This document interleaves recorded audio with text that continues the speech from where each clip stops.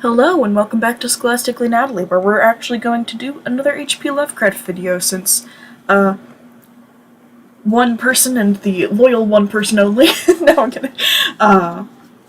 But we are going to be doing The Lurking Fear by H.P. Lovecraft, which is one of his longer short stories.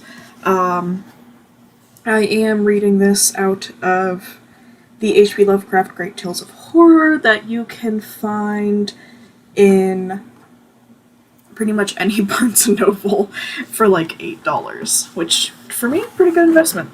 And this video is inspired by our lovely constant commenter, which I definitely appreciate. Sorry if that sounds sarcastic. I think my voice just sounds sarcastic at like all times. Kitten Has Wares, who asked about doing more H.P. Lovecraft videos, and since, you said you didn't mind the watery audio, here I am to deliver. You might hear something slight in the background because my ceiling fan's on, because my room is unreasonably hot. And as we go along, I will do my best to not sniff, because I am a stuffy human, and I know that's not a great sound for anybody to hear. So, without further ado, The Lurking Fear, I will read you the short, context note. Annotations here. It says, like Herbert West Reanimator, this story was commissioned by George Julian Hotain for Home Brew, where it was serialized from January to April 1923. I wonder how many, pages they released at a time. Lovecraft wrote it in November 1922 and prevailed upon Hotain to have his new friend Clark Ashton Smith illustrate it. I've heard of zero of these people besides Lovecraft. Although obliged to add a punch at the end of each segment... Oh, because this is divided in parts, duh. Lovecraft has managed to write a more unified tale than Herbert West. The setting in the Catskills echoes that of Beyond the Wall of Sleep, while its theme of hereditary degeneration recalls facts concerning the late Arthur Jermyn and his family and anticipates the rats in the walls. Yeah, there will be... I don't want to give the ending away, so I won't tell you what's coming up. But just know, as usual with all H.P. Lovecraft things, it's kind of messed up. So we're starting with part 1, The Shadow on the Chimney. There was a thunder in the air on the night I went to the deserted mansion atop Tempest Mountain to find the lurking fear. I was not alone, for foolhardiness was not then mixed with that love of the grotesque and the terrible which has made my career a series of quests for strange horrors in literature and in life. With me were two faithful and muscular men, for whom I had sent when the time came, men long associated with me in my ghastly explorations because of their peculiar fitness. We had started quietly from the village because of the reporters who still lingered about after the eldritch panic of a month before, the nightmare creeping death. Later, I thought they might aid me, but I did not want them then. Would to God I had let them share the search, that I might not have had to bear the secret alone so long. To bear it alone for fear the world would call me mad or go mad itself at the daemon implications of the thing. Now that I am telling it anyway, lest the brooding make me a maniac. Maniac? I wish I had never concealed it, for I, and I only, know what manner of fear lurked on that spectral and desolate mountain. In a small motor car we covered the miles of primeval forest and hill until the wooded ascent checked it. The country bore an aspect more than usually sinister as we viewed it by night and without the accustomed crowds of investigators, so that we were often tempted to use the acetylene headlight despite the attention it might attract. It was not a wholesome landscape after dark, and I believe I would have noticed its morbidity had I even had I been ignorant of the terror that stalked there. Of wild creatures there were none. They are wise when death leers close. The ancient lightning-scarred trees seemed unnaturally large and twisted, and the other vegetation unnaturally thick and feverish, while curious mounds and hummocks in the weedy, fulgurite-pitted earth reminded me of snakes and dead men's skulls swelled to gigantic proportions. Fear had lurked on Tempest Mountain for more than a century. This I learned at once from newspaper accounts of the catastrophe which first brought the region to the world's notice. The place is a remote, lonely elevation in that part of the Catskills where Dutch civilization once feebly and and transiently penetrated, leaving behind as it receded only a few ruined mansions and a degenerate squatter population inhabiting pitiful hamlets on isolated slopes. Normal beings seldom visited the locality till the state police were formed, and even now only infrequent troopers patrol it. The fear, however, is an old tradition throughout the neighboring villages, since it is a prime topic in the simple discourse of the poor mongrels who sometimes leave their valleys to trade hand-woven baskets for such primitive necessities as they cannot shoot, raise, or make. The lurking fear dwelt in the shunned and deserted Martense mansion, which crowned the high but gradual eminence whose liability to frequent thunderstorms gave it the name of Tempest Mountain. For over 100 years the antique grove-circled stone house had been the subject of stories incredibly wild and monstrously hideous, stories of a silent, colossal, creeping death which stalked abroad in summer. With whimpering insistence the squatters told tales of a demon which seized lone wayfarers after dark, either carrying them off or leaving them in a frightful state of gnawed dismemberment, while sometimes they whispered of blood trails toward the distant mansion. Some said the thunder called the lurking fear out of its habitation, while others said the thunder was its voice. And so for me personally, I love the way this introduction works, this setting up and the continued setup of this story. But I like the mix of, setting the scene with, the incredibly depressing and morbid atmosphere, with how the locals and, other outsiders are clearly too afraid to even approach this mansion, to even tear it down. And I especially just love this kind of, nobody knows what this is, nobody knows what's happening, sort of setting. Premise. I like how well this has been established that nobody knows what on earth is going on. Because sometimes you get that with, folk tales or, rumors or murmurs, but I don't ever see it really super well done in writing that often. You still get the notion that characters know what it is somehow. But with how this is introduced, it's very clear that nobody knows what on earth is going on, and that most people don't think anything's going on. No one outside the backwoods had believed these varying and conflicting stories with their incoherent, extravagant descriptions of the half-glimpsed fiend, yet not a farmer or villager doubted that the Martense mansion was ghoulishly haunted. Local history forbade such a doubt, although no ghostly evidence was ever found by such investigators as had visited the building, after some especially vivid tale of the squatters. Grandmothers told strange myths of the Martense spectre, myths concerning the Martense family itself, its queer hereditary dissimilarity of eyes, its long, unnatural annals, and the murder which had cursed it.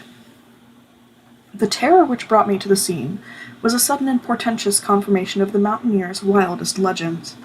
One summer night, after a thunderstorm of unprecedented violence, the countryside was aroused by a squatter stampede which no mere delusion could create.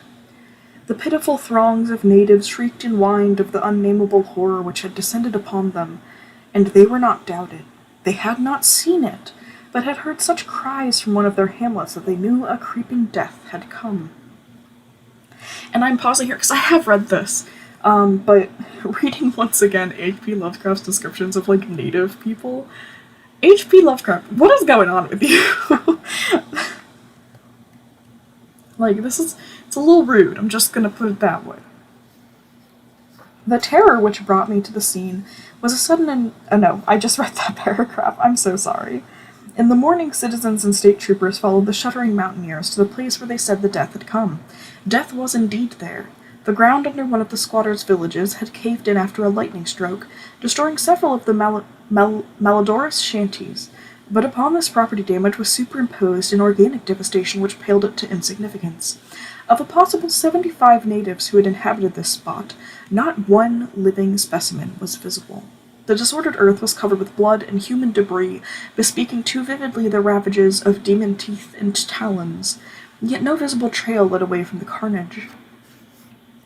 That some hideous animal must be the cause, everyone quickly agreed, nor did any tongue now revive the charge that such cryptic deaths formed merely the sordid murders in common in decadent communities. That charge was revived only when about 25 of the estimated population were found missing from the dead, and even then it was hard to explain the murder of 50 by half that number. But the fact remained that on a summer night a bolt had come out of the heavens and left a dead village whose corpses were horribly mangled, chewed, and clawed. The excited countryside immediately connected the horror with the haunted Martens mansion, though the localities were over 3 miles apart. The troopers were more skeptical, including the mansion only casually in their investigations and dropping it altogether when they found it thoroughly deserted. Country and village people, however, canvassed the place with infinite care, overturning everything in the house, sounding ponds and brooks, beating down bushes, and ransacking the nearby forests. All was in vain. The death that had come left no trace save destruction itself. By the second day of the search, the affair was fully treated by the newspapers, whose reporters overran Tempest Mountain. They described it in much detail and with many interviews to elucidate the horror's history as told by local grandoms.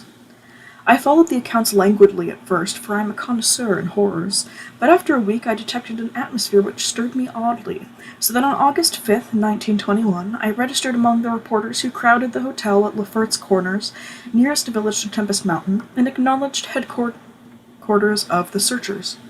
3 weeks more, and the dispersal of the reporters left me free to begin a terrible exploration based on the minute inquiries and surveying with which I had meanwhile busied myself. So on this summer night, while distant thunder rumbled, I left a silent motor car and tramped with 2 armed companions up the last mound-covered reaches of Tempest Mountain, casting the beams of an electric torch on the spectral gray walls that began to appear through giant oaks ahead. In this morbid night solitude and feeble shifting illumination, the vast box-like pile displayed obscure hints of terror which day could not uncover, yet I did not hesitate since I had come with fierce resolution to test an idea. I believed that the thunder called the death demon out of some fearsome secret place, and be that demon solid entity or vaporous pestilence, I meant to see it. I had thoroughly searched the ruin before, hence knew my plan well, choosing as the seat of my vigil the old room of Jan Martens, whose murder looms so great in the rural legends.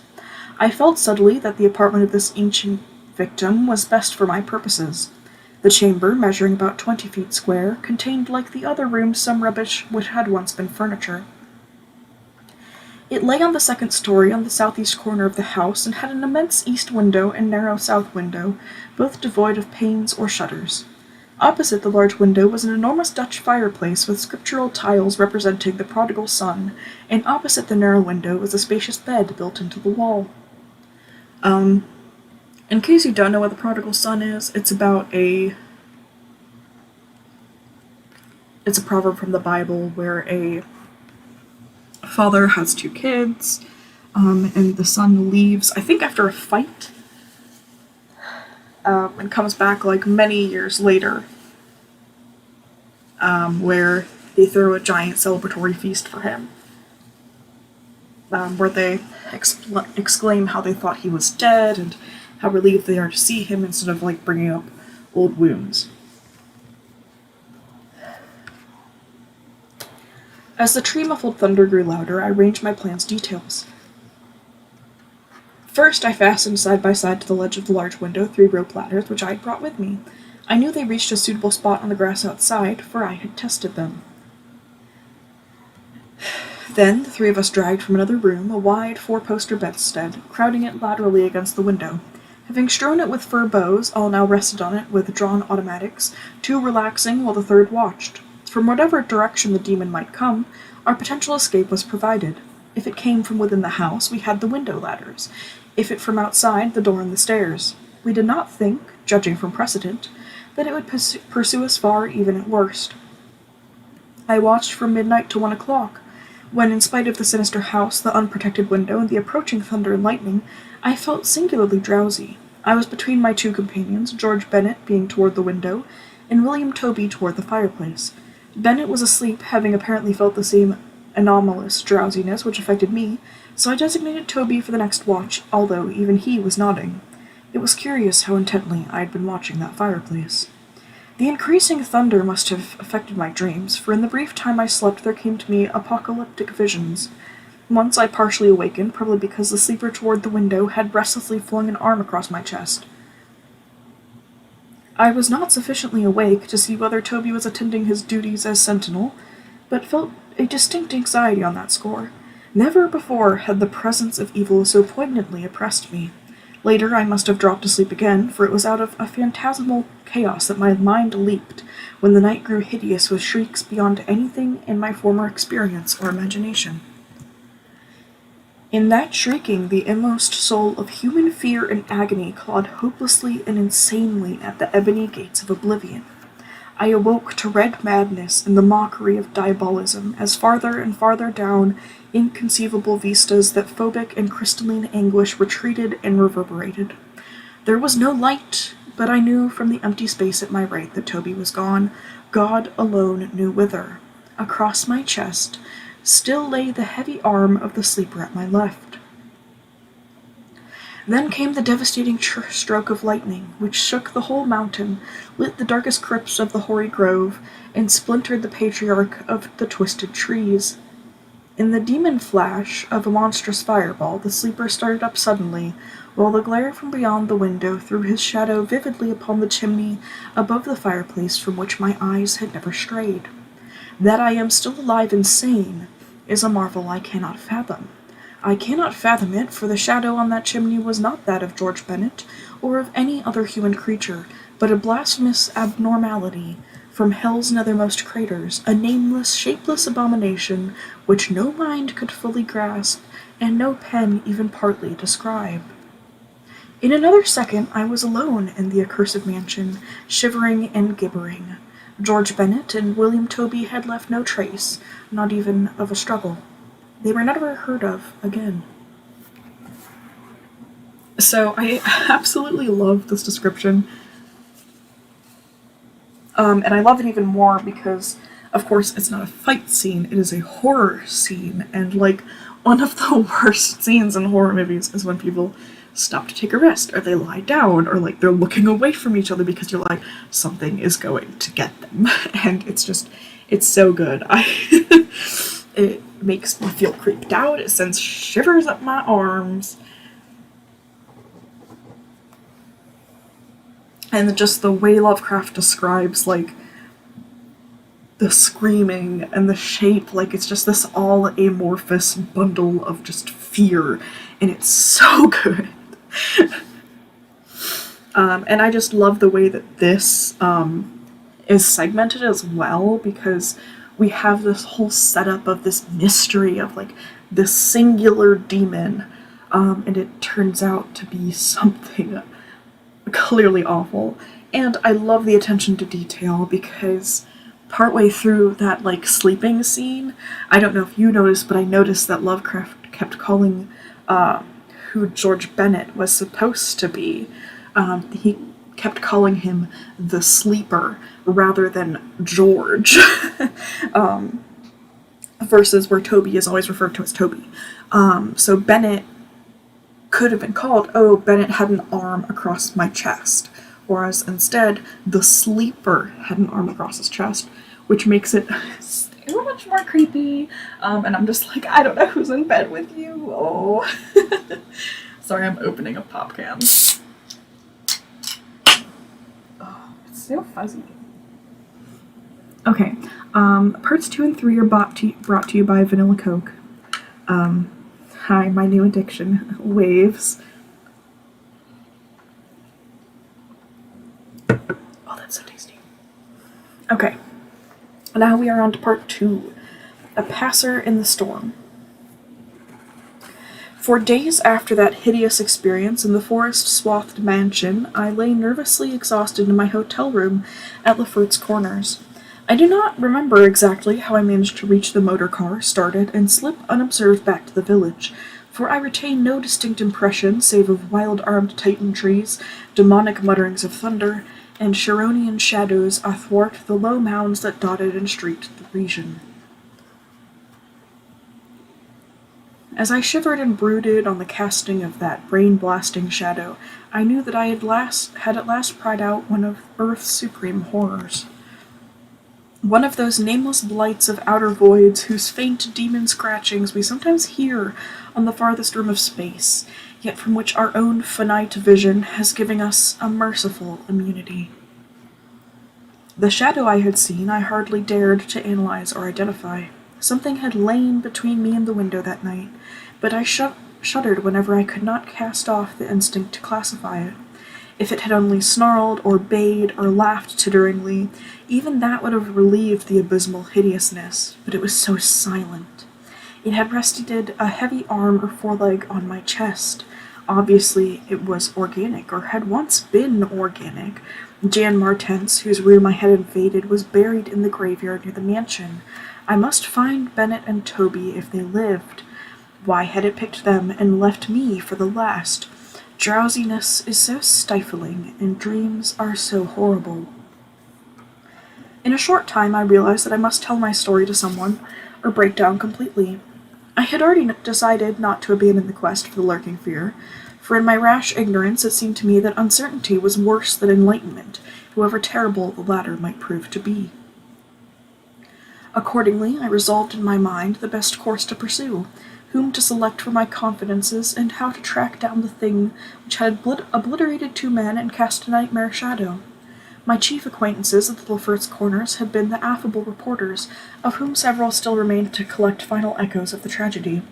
It was from these that I determined to choose a colleague, and the more I reflected, the more my preference inclined toward one Arthur Munro, a dark, lean man of about 35, whose education, taste, intelligence, and temperament all seemed to mark him as one not bound to conventional ideas and experiences. On an afternoon in early September, Arthur Munro listened to my story. I saw from the beginning that he was both interested and sympathetic, and when I had finished he analyzed and discussed the thing with the greatest shrewdness and judgment. His advice, moreover, was eminently practical, for he recommended a postponement of the operations of the Martens mansion until he might become fortified with more detailed historical and geographical data. On his initiative, we combed the countryside for information regarding the terrible Martens family, and discovered a man who possessed a marvelously illuminating ancestral diary.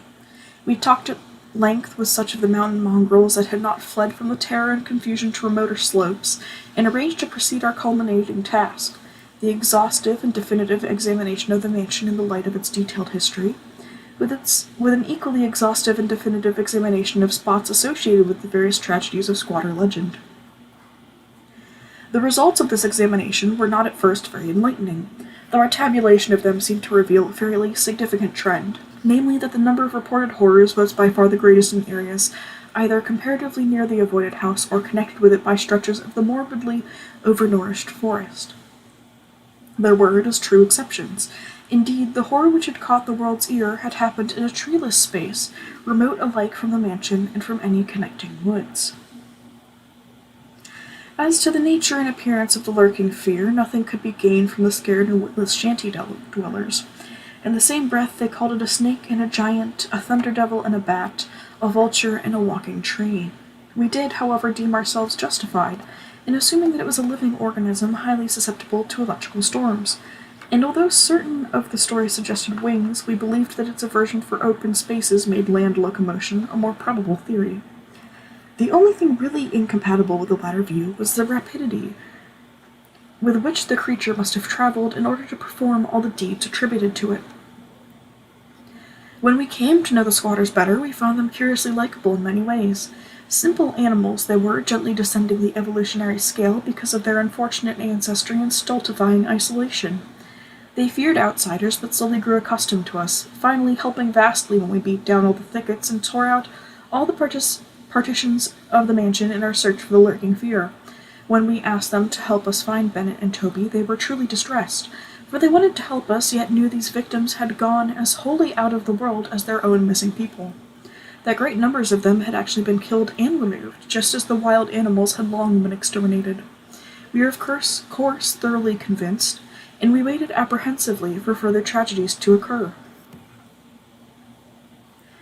By the middle of October we were puzzled by our lack of progress. Owing to the clear nights, no demonic aggressions had taken place, And the completeness of our vain searches of house and country almost drove us to regard the lurking fear as a non-material agency.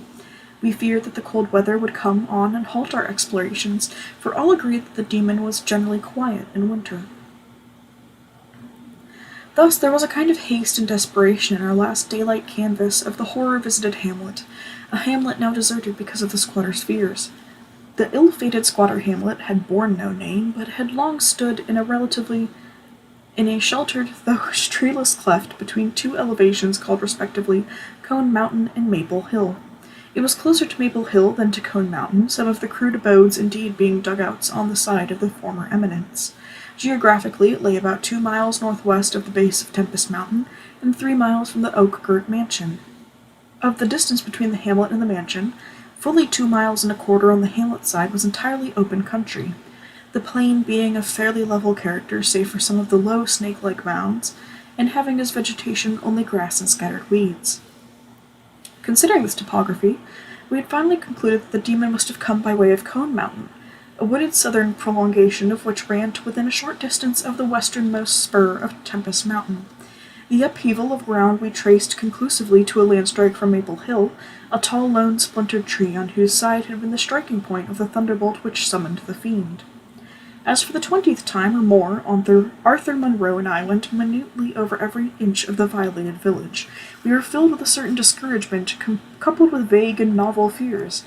It was acutely uncanny, even when frightful and uncanny things were common, to encounter so blankly clueless a scene after such overwhelming occurrences, and we moved about beneath the leaden, darkening sky with that tragic directionless zeal which results from a combined sense of futility and necessity of action.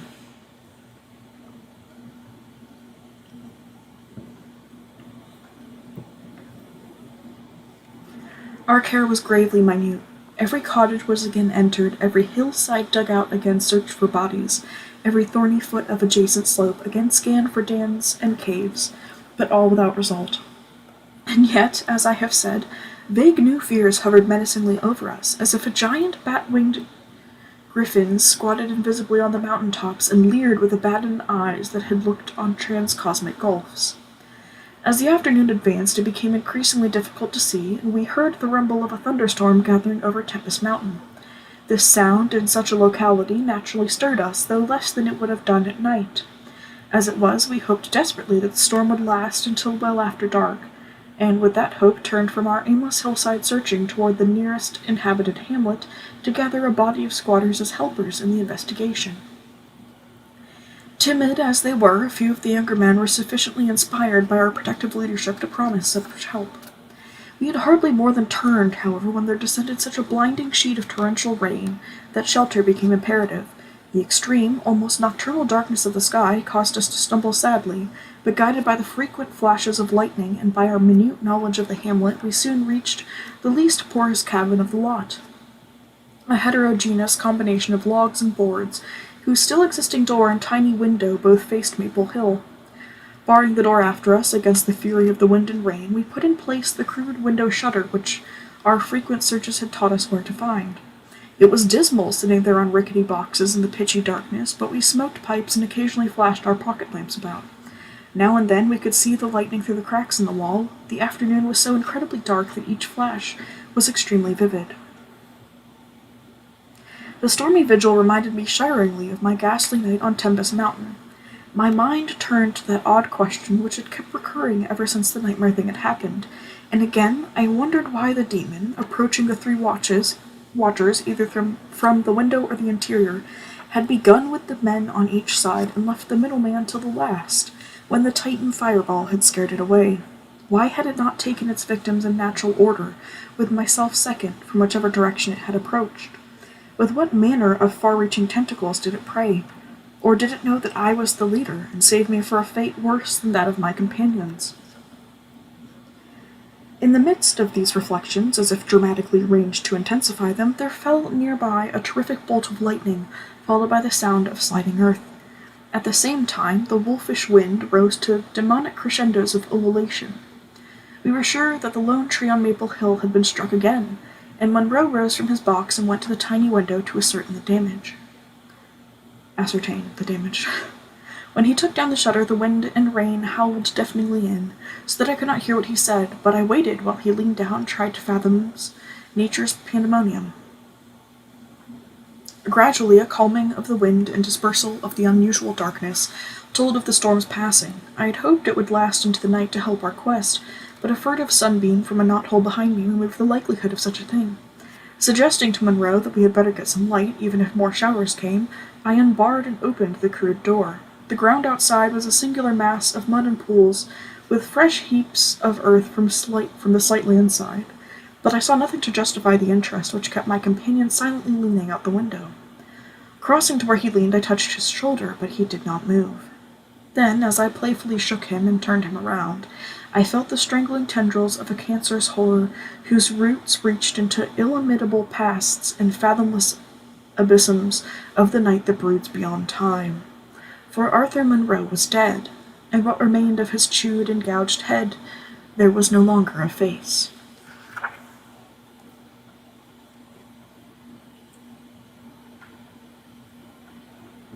There we go, had to take another drink, sorry.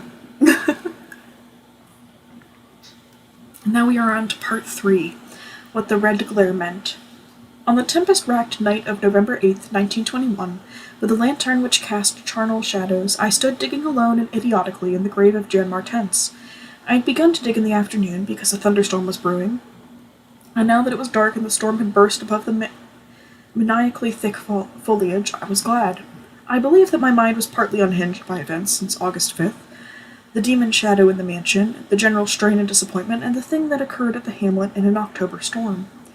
After that thing, I had dug a grave for one whose death I could not understand. I knew that others could not understand either, so let them think Arthur Monroe had wandered away.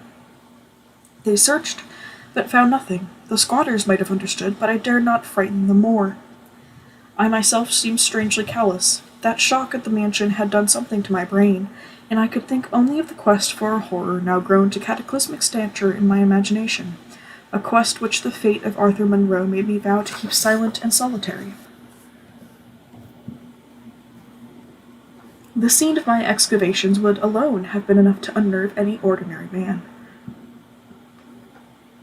Baleful primal trees, of unholy size, age, and grotesqueness, leered above me like the pillars of some hellish druidic temple, muffling the thunder, hushing the clawing wind, and emitting but little rain. Beyond the scarred trunks in the background, illumined by faint flashes of filtered lightning, rose the damp ivied stones of the deserted mansion, while somewhat nearer was the abandoned Dutch garden, whose walks and beds were polluted by a white fungus-fetid, over-nourished vegetation that never saw full daylight. And nearest of all was the graveyard, where deformed trees tossed insane branches as their roots displaced unhallowed slabs and sucked venom from what lay below. Now and then, beneath the brown pall of leaves that rotted and festered in the antediluvian forest darkness, I could trace the sinister outlines of some of those low mounds which characterized the lightning-pierced region. History had led me to this archaic grave. History, indeed, was all that I had after everything else ended in mocking Satanism. I now believed that the lurking fear was no material thing, but a wolf-fanged ghost that rode the midnight lightning. And I believed, because of the masses of local tradition I had unearthed in my search with Arthur Monroe, that the ghost was that of Jan Martens, who died in 1762. That is why I was digging idiotically in his grave. The Martens mansion was built in 1670 by Gerrit Martens, a wealthy New Amsterdam merchant who disliked the changing order under British rule, and had constructed this magnificent domicile on a remote woodland summit whose untrodden solitude and unusual scenery pleased him. The only substantial disappointment encountered in this site was that which concerned the prevalence of violent thunderstorms in summer. When selecting the hill and building his mansion, Mynheer Martens had laid these frequent natural outbursts to some peculiarity of the year, but in time he perceived that the locality was especially liable to such phenomena. At length, having found these storms injurious to his health, he fitted up a cellar into which he could retreat from their wildest pandemonium. Of Jared Martens's descendants, less is known than of himself, since they were all reared in hatred of the English civilization and trained to shun that such of the colonists as accepted it. Which is interesting because with the ultimate ending of this story, it seems kind of, if you reject the British way of life, you are no better than a savage. Their life was exceedingly secluded, and people declared that their isolation had made them heavy of speech and comprehension. In appearance, all were marked by a peculiar inherited dissimilarity of eyes, one generally being blue and the other brown. Their social contacts grew fewer and fewer, till at last they took to intermarrying with the numerous menial class about the estate. Many of the crowded family degenerated, moved across the valley, and merged with the mongrel population, which was later to produce the pitiful squatters. The rest had stuck sullenly to their ancestral mansion, becoming more and more clannish and taciturn, yet developing a nervous responsiveness to the frequent thunderstorms. Most of this information reached the outside world through young Jan Mortens, who from some kind of restlessness joined the colonial army when news of the Albany Convention reached Tempest Mountain. He was the first of Jarrett's descendants to see much of the world, and when he returned in 1760, after 6 years of campaigning, he was hated as an outsider by his father, uncles, and brothers, in spite of his dissimilar Martens eyes. No longer could he share the peculiarities and prejudices of the Martenses, while this very mountain thunderstorms failed to intoxicate him as they had before. Instead, his surroundings depressed him, and he frequently wrote to a friend in Albany of plans to leave the paternal roof. In the spring of 1763, Jonathan Gifford, the Albany friend of Jan Martens, became worried by his correspondent's silence, especially in view of the conditions and quarrels at the Martens mansion. Determined to visit Jan in person, he went into the mountains on horseback. His diary states that he reached the Tempest Mountain on September 20th, finding the mansion in great decrepitude. The sullen, odd-eyed Martenses, whose unclean animal aspect shocked him, told him in broken gutturals that Jan was dead. He had, they insisted, been struck by lightning the autumn before, and now lay buried behind the neglected sunken gardens. They showed the visitor the grave, barren, and devoid of markers. Something in the Martenses' manner gave Gifford a feeling of repulsion and suspicion, and a week later he returned with spade and mattock to explore the sepulchral spot. He found what he expected, a skull crushed cruelly as if by savage blows. So returning to Albany, he openly charged the Martenses with the murder of their kinsman.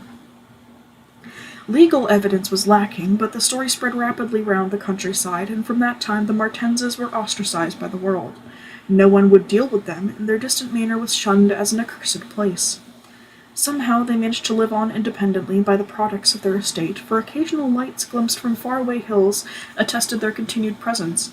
The lights were seen as late as 1810, but toward the last they became very infrequent. Meanwhile, there grew up about the mansion and the mountain a body of diabolic legendry.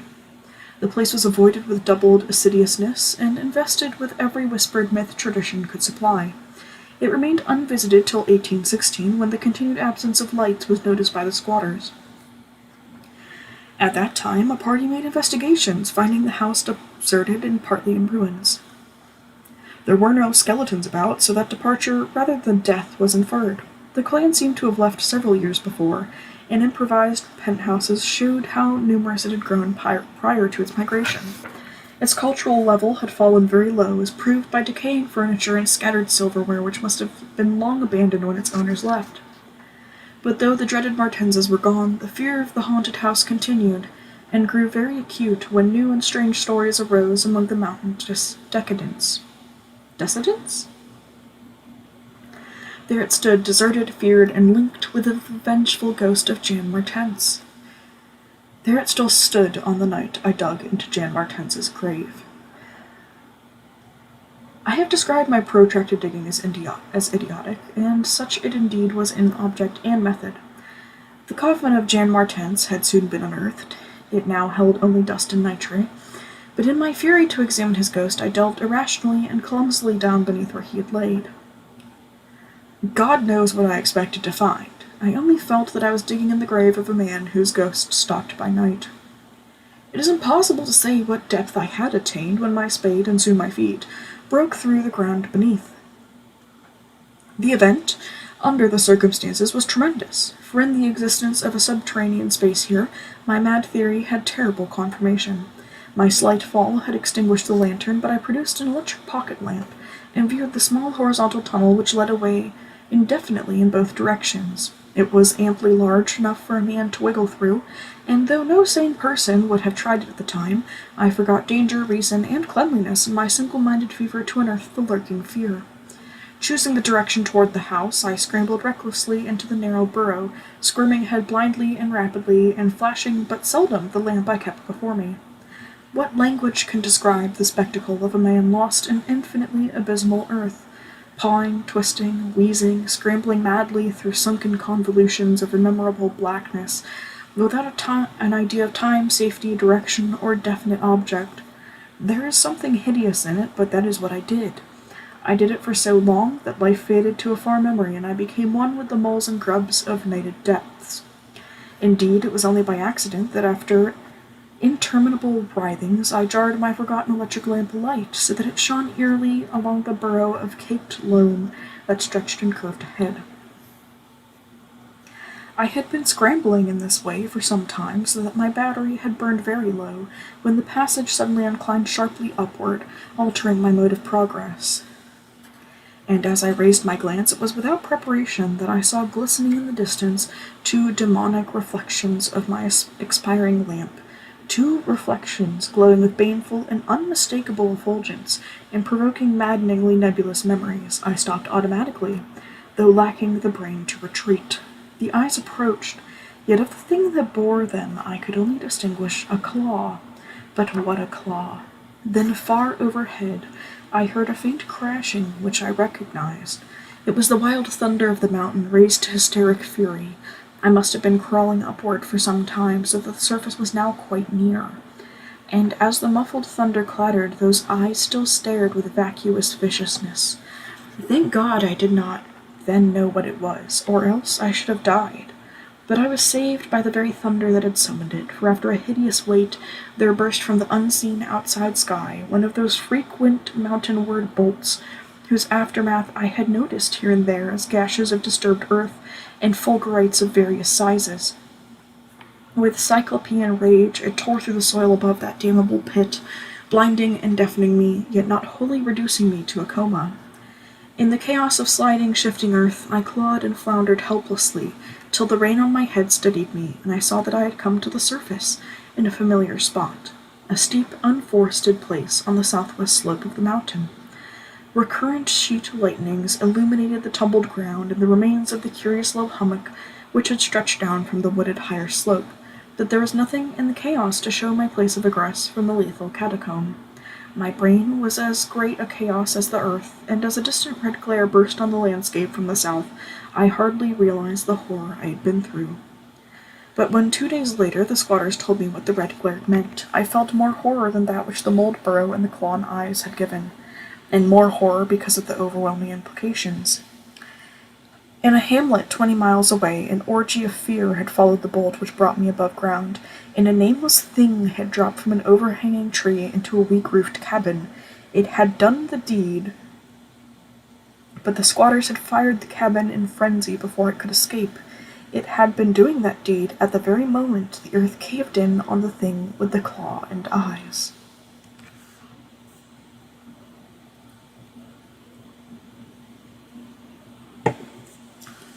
Dun dun dun! And here we learn more about the Martenses, who, of course, hopefully you've picked up on the implication here, as to what the demon is. And I do love the reveal of there being more than one demon. I do think it's very clever. It's laid out in a way that you're kind of like, okay, but why are you rambling on for so long about this? And now we know that those little trenches are actually underground tunnels. And I think that is one of my favorite reveals. Because I remember reading it and being like, because I think the first time I read it, I was thinking of it like the old burial, like, oh no, I don't remember what they're called. the burial tunnels that I think it was a certain tribe of Native Americans used to do. And they would make like these serpentine patterns that were slightly like raised, that they then like buried all their dead next to or inside of. As kind of like, and they use the patterns as like a warning. And I was kind of like, those sound like underground tunnels in this sense. So then we get to move on to part 4, the horror in the eyes. There can be nothing normal in the mind of one who, knowing what I knew of the horrors of Tempest Mountain, would seek alone for the fear that lurked there. That at least 2 of the fear's embodiments were destroyed formed but a slight guarantee of mental and physical safety in this acheron of multiform diabolism. Yet I continued my quest with even greater zeal as events and revelations became more monstrous. When, 2 days after my frightful crawl through that crypt of the eyes and claw, I learned that a thing had malignantly hovered 20 miles away at the same instant the eyes were glaring at me, I experienced virtual convulsions of fright. But that fright was so mixed with wonder and alluring grotesqueness that it was almost a pleasant sensation. Sometimes, in the throes of a nightmare, when unseen powers whirl one over the roofs of strange dead cities toward the grinning chasm of Nis, it is a relief and even a delight to shriek wildly and throw oneself voluntarily along with the hideous vortex of dream doom into whatever bottomless gulf may yawn. And so it was with the waking nightmare of Tempest Mountain. The discovery that 2 monsters had haunted the spot gave me ultimately a mad craving to plunge into the very earth of the accursed region, with bare hands dig out the death that leered from every inch of the poisonous soil. As soon as possible I visited the grave of Jan Martens and dug vainly where I had dug before. Some extensive cave-in had obliterated all trace of the underground passage, while the rain had washed so much earth back into the excavation that I could not tell how deeply I had dug that other day. I likewise made a difficult trip to the distant hamlet where the death creature had been burnt, and was little repaid for my trouble. In the ashes of the fateful cabin I found several bones, but apparently none of the monsters. The squatters said that the thing had only 1 victim, but in this I judged them inaccurate, since besides the complete skull of a human being, there was another bony fragment which seemed certainly to have belonged to a human skull at the same time. Though the rapid drop of the monster had been seen, no one could say just what the creature was like. Those who had glimpsed it called it simply a devil. Examining the great tree where it had lurked, I could discern no distinctive marks. I tried to find some trail into the black forest, but on this occasion could not stand the sight of those morbidly large boles, or of those vast serpent-like roots that twisted so malevolently before they sank into the earth. My next step was to re-examine with microscopic care the deserted hamlet where death had come so most abundantly, and where Arthur Monroe had seen something he never lived to describe. Though my vain previous searches had been exceedingly minute, I now had new data to test, for my horrible grave crawl convinced me that at least one of the phases of the monstrosity had been an underground creature.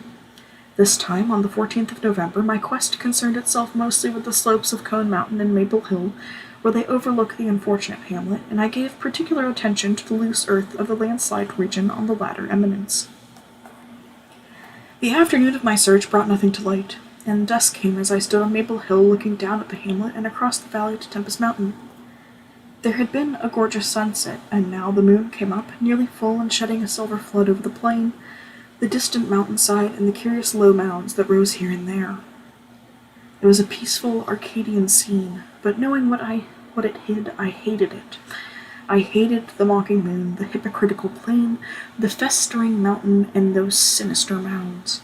Everything seemed to me tainted with loathsome contagion, and inspired by a noxious alliance with distorted hidden powers. Presently, as I gazed abstractedly at the moonlit panorama, my eye became attracted by something singular in the nature and arrangement of a certain topographical element.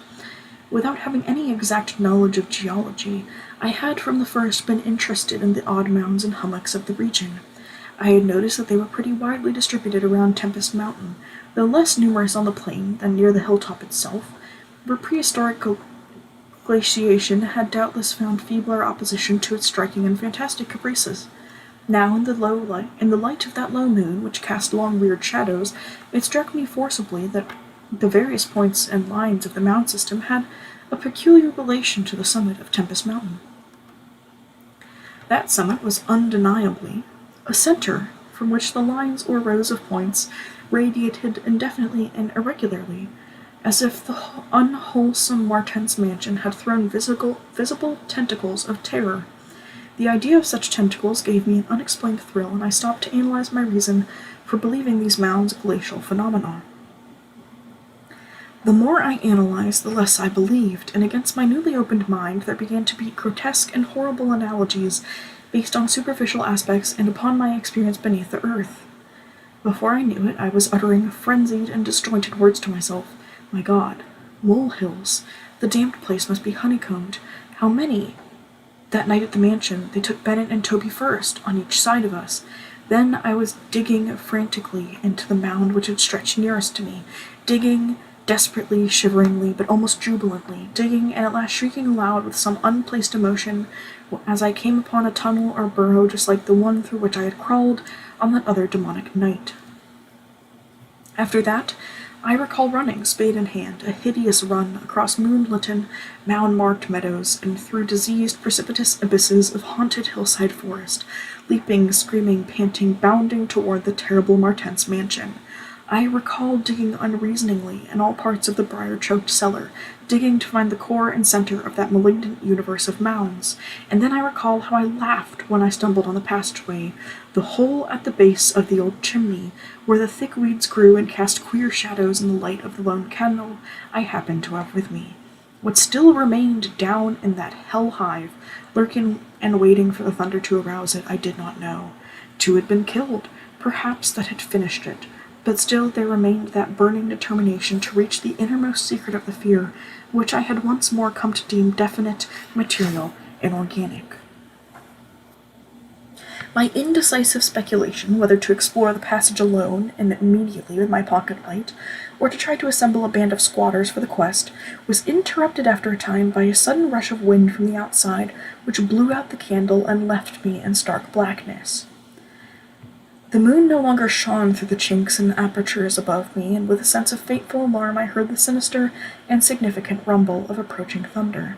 A confusion of associated ideas possessed my brain, leading me to grope back toward the farthest corner of the cellar. My eyes, however, never turned away from the horrible opening at the base of the chimney, and I began to get glimpses of the crumbling bricks and unhealthy weeds as faint glows of lightning penetrated the woods outside and illuminated the chinks in the upper wall. Every second I was consumed with a mixture of fear and curiosity. What would the storm call forth, or was there anything left for it to call? Guided by a lightning flash, I settled myself down behind a dense clump of vegetation through which I could see the opening without being seen. If heaven is merciful, it will some day efface from my consciousness the sight that I saw and let me live my last years in peace. I cannot sleep at night now, and have to take opiates when it thunders. The thing came abruptly and unannounced, a demon, rat-like, scurrying from pits remote and unimaginable, a hellish panting and stifled grunting, and then from that opening beneath the chimney a burst of multitudinous and leprous life, a loathsome night-spawned flood of organic corruption more devastatingly hideous than the blackest conjurations of mortal madness and morbidity. Seething, stewing, surging, bubbling like serpent slime, it rolled up and out of that yawning hole, spreading like a septic contagion and streaming from the cellar at every point of egress, streaming out to scatter through the accursed midnight forests and strew fear, madness, and death. God knows how many there were. There must have been thousands. To see the stream of them in that faint, intermittent lightning was shocking. When they had thinned out enough to be glimpsed as separate organisms, I saw that they were dwarfed, deformed, hairy devils or apes, monstrous and diabolic caricatures of the monkey tribe. They were so hideously silent. There was hardly a squeal when one of the last stragglers turned with the skill of long practice to make a meal in accustomed fashion on a weaker companion. Others snapped up what it left and ate with slavering relish. Then, in spite of my days of fright and disgust, my morbid curiosity triumphed. And as the last of the monstrosities oozed up alone from that nether world of unknown nightmare, I drew my automatic pistol and shot it under cover of the thunder. Shrieking, slithering, torrential shadows of red viscous madness chasing one another through endless ensanguined corridors of purple fulgurous sky, formless phantasms and kaleidoscopic mutations of a ghoulish, remembered scene. Forests of monstrous, overnourished oaks with serpent roots twisting and sucking unnameable juices from an earth verminous with millions of cannibal devils, mound-like tentacles groping from underground nuclei of polypus perversion. Insane lightning over malignant ivy walls and demon arcades choked with fungus vegetation. Heaven be thanked for the instinct which led me unconscious to places where men dwell, to the peaceful village that slept under the calm stars of clearing skies. I had recovered enough in a week to send to Albany for a gang of men to blow up the Martens mansion and the entire top of Tempest Mountain with dynamite, stop up all the discoverable mound burrows, and destroy certain overnourished trees whose very existence seemed to be an insult to sanity. I could sleep a little after they had done this, but true rest will never come for as long as I remember that nameless secret of the lurking fear. That thing will haunt me, for who can say the extermination is complete, and that analogous phenomena do not exist all over the world? Who can, with my knowledge, think of the earth's unknown caverns without a nightmare dread of future possibilities? I cannot see a well or a subway entrance without shuddering. Why cannot the doctors give me something to make me sleep, or truly calm my brain when it thunders? What I saw in the glow of my flashlight after I shot the unspeakable straggling object was so simple that almost a minute elapsed before I understood and went delirious. The object was nauseous, a filthy, whitish gorilla thing with sharp yellow fangs and matted fur. It was the ultimate product of mammalian degeneration, the frightful outcome of isolated spawning multiplication and cannibal nutrition above and below the ground, the embodiment of all the snarling chaos and grinning fear that lurk behind life. It had looked at me as it died, and its eyes had the same odd quality that marked those other eyes which had stared at me underground and excited cloudy recollections. One eye was blue, the other brown. They were the dissimilar Martens eyes of the old legends, and I knew in one inundating cataclysm of voiceless horror what had become of the vanished family, the terrible and thunder-crazed house of Martens. And that is the end of The Lurking Fear. Oh, that one is so good. That one is definitely one of my favorite short stories so far that I've read. Like, it makes me shiver every time. Like, I know what's coming, and it still just goes, oh, because it's just so good. The end, you get so many good hints that all these monsters are, like, the descendants of the Martens family who were already inbreeding, and, like, the family just vanished. Maybe they moved out. When it's like, no, they just lived in their own cellar after inbreeding for centuries. And it's just so gross. And it's just so good at the same time. And I really just, it's so good.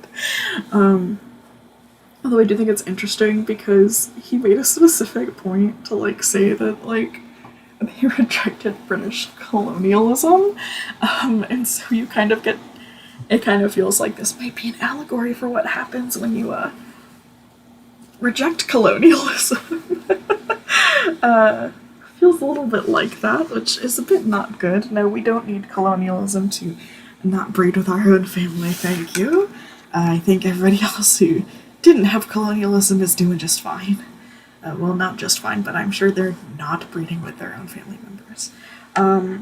But no, I love this one because it's a simple mystery that you can already kind of figure out on your own. Like, you kind of know what's going on, but you're still not sure because he makes sure to give you just enough details that the ending isn't this twist. It's not this, like, oh my gosh, I would have, like, it is the, oh my gosh, I never would have seen that coming.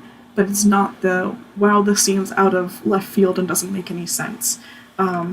Just giving us that backstory on the Martens family, letting us know that they slowly withdrew from society, and, like, letting us know about the two-colored eyes and about how even when their own relative left and came back, they didn't recognize him, even killing him for being an outsider, despite having their distinct two-toned eyes.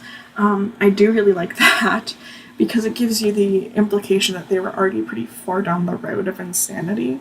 And also saying that the founder of the house had a condition and that he had the cellar specially built for him to hide in. Like, perfect.